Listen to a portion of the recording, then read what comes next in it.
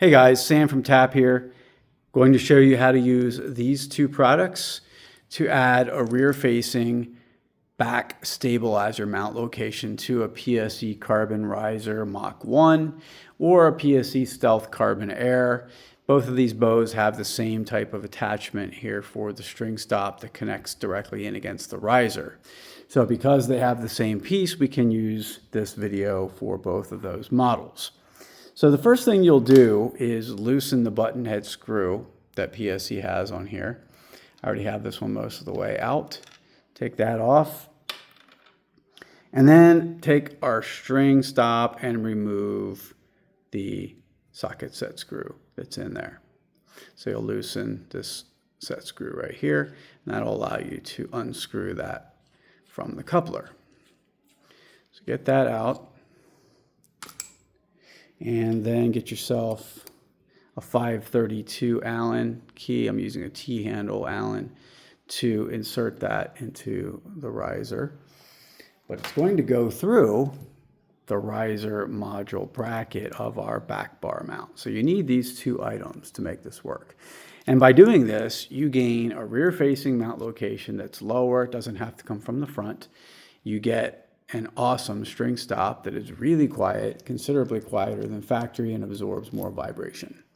So you're going to have to determine how much of this screw you really want or need to go into the riser of the bow. You're going to probably want more than that. So you can adjust the nut to give yourself a little bit more screw. Another thing I would suggest, you don't have to do, but it does help, to have a washer underneath there, so that you can press down more evenly on the bracket. Now you'll notice the bracket is reversible. This is designed if you're going to be using it over top of a bushing directly against the riser of a bow. In this case, this is the side we need to use. So these are 5/16-24 threaded screws. This, of course, is 5/16-24 female thread. Connects to your stabilizer bushing, so you share that same internal thread there. So you'll hand tighten to the point of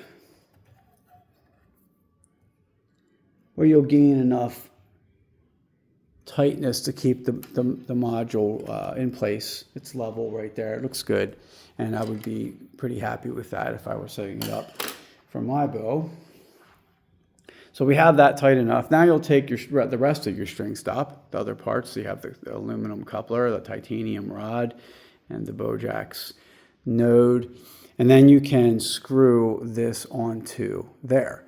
The easiest probably though to have this also loosened so you can remove the titanium rod. So loosen that set screw, and it would be a little easier to accomplish it this way, to screw it onto here without that in your way.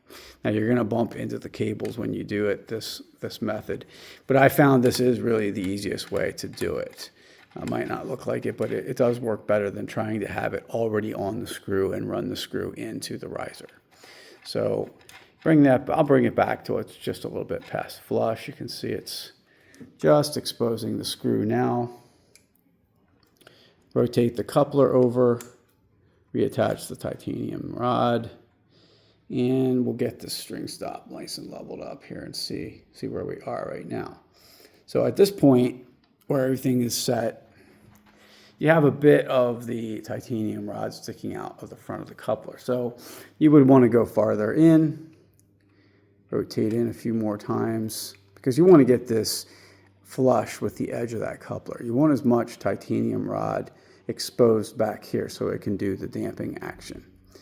And that's how this product is really designed. So now if you come all the way back, now we're actually at a good spot. You can't see it in the video, but it's pretty flush with the front of that coupler now. So I'm basically here, bring it around so you can see that. You might be able to see the back of the coupler there, yeah, where the rod is. So that's pretty flush. At this point, you would be able to then safely say that it's pretty set. You could lock down on the set screws.